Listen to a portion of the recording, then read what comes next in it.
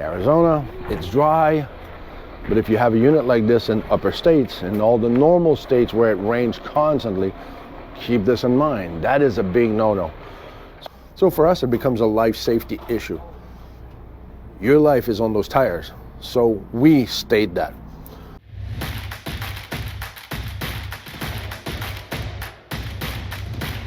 It's RV inspection day, and today we are on site with our workshop, and we are inspecting this 2022 Dutchman Astoria 2913 FK. Now stick around, you're going to want to see what our classmates are finding today. So stick around and we'll share with you at lunch and the end of the day. First glimpse, I got a guy in the way.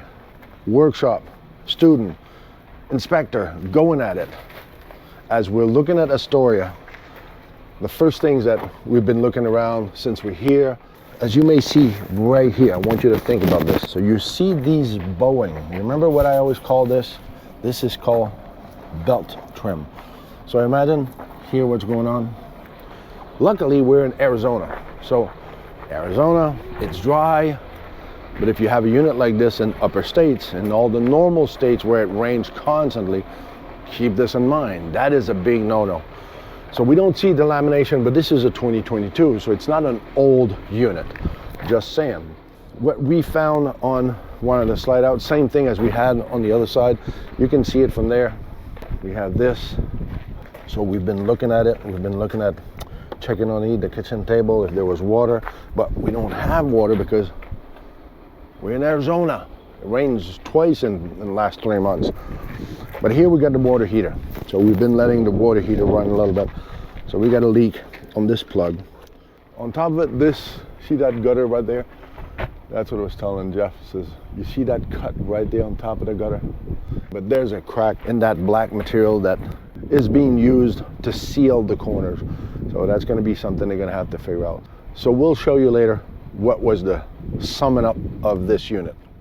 So come on in, let's see my first glimpse and stow and go. So as a first glimpse coming in here, I say to myself right away, oh my gosh, this is my sister Deborah's unit. It looks almost like their floor plan, which I feel is a fantastic floor plan.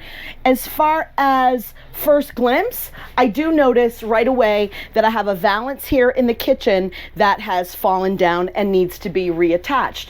The paint looks good at a quick eye, quick glance. These valances look good. Now, as far as my stow and go, I'm not going to be able to fit through there, but if you're about, I don't know, a 3-year-old, you'll be fine to fit through there. But that's okay, because do you need to go to bed? Not necessarily, but you're getting in here, you're able to eat your lunch, relax for a few minutes. You can even lay down on your couch. So stow and go is not such a bad thing.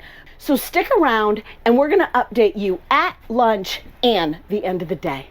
So it's lunchtime, and let's see what our inside inspector from our workshop has found so far. So coming on in here, she's telling me that, well, this loose bracket here, yeah, it's not even attached, okay? And then we also have some missing sealant here in the kitchen on the wall. And also the trim right here, as you can see, is really loose. So yes, we are at 2022, but at the same time, that's only a couple of years old. Coming in here, Karen noticed that the wall, it's not attached. Way back here, you can see the entire wall is moving. Okay, so she's just finding a little bit of this, a little bit of that. Same here, you can see that the trim is falling a little bit back here in the bedroom. Now, these are the things that she's told me about so far. So then what I did, she hasn't gotten to the showers yet. You know I love the showers, right? So I'm coming in here and we'll see at the end of the day. Now, I'm not running water, but we have sealant till here. And then it's all open, gaps. And then it's big gaps here. Then it's sealed right here. And now we have big gaps again, you see? But I can feel the sealant with my fingers here too. This is open, but this is sealed. So we'll see at the end of the day if she finds that. And I'm gonna look for some other things. We'll see if we can catch her. So stick around and we'll see you at the end of the day. End of the day recap.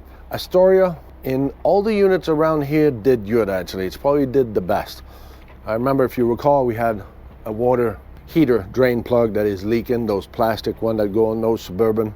And a few things. I know the belly pan is kind of unhooked from a couple of corners from what Jeff told me. And all those tires recommended pressure. You go on that little yellow sticker on the side of the RV. It will give you how many PSI you should have in order to carry this weight that they conceive. Those tires are 80 PSI.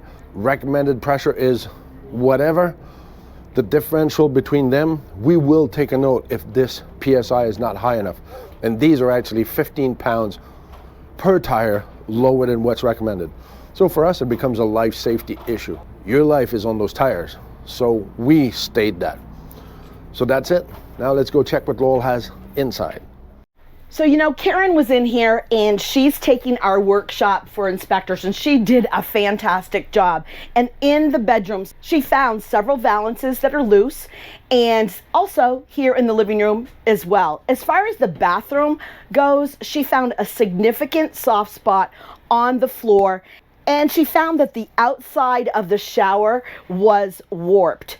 We have several ceiling trims that are actually falling down, as you can see right there. And there was a slow drip in the left-hand sink of the faucet here in the kitchen. So I think Karen was in here working diligently, really hard, finding everything that she could on this RV. And I think she did a fantastic job. This is why you get an inspection, guys. All these things. Didn't I say when I walked in here, it looked good, it looks bright, it smells good, doesn't smell bad at all. So to an eye of excitement, you might say, this is it, I'm taking it. But look at the things that we have found today that is going to hold you up at the dealership if you didn't have an RV inspection. So if you're sitting at home thinking, gosh, I think I'd like to be an RV inspector, reach out on our website. We have an upcoming workshop and maybe you would like to apply. Hi, I'm Jeff. I'm Karen. And we just finished a week-long Blue Ox endorsement class. 6 days. 6 days. Intensive. We got fed with a fire hose for the first 3 days, and we went out for a couple of days and put that into practical use. He did the exterior, I did the interior. It's amazing. The reason they call us elite inspectors and the reason you're taking this course is to be better than everyone else. And we're looking forward to actually getting out and providing a service of value to our customers. If you're thinking about taking this and you're not sure yet, or you're thinking about taking another course possibly, again, this will separate you from the general population as far as inspectors go. This will make you the best of the best.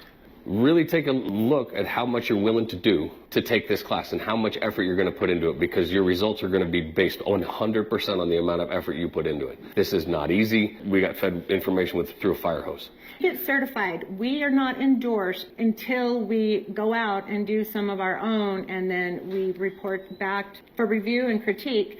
That's how we're going to better ourselves. So remember, and do never forget, Not all about the destination, it's all about the journey.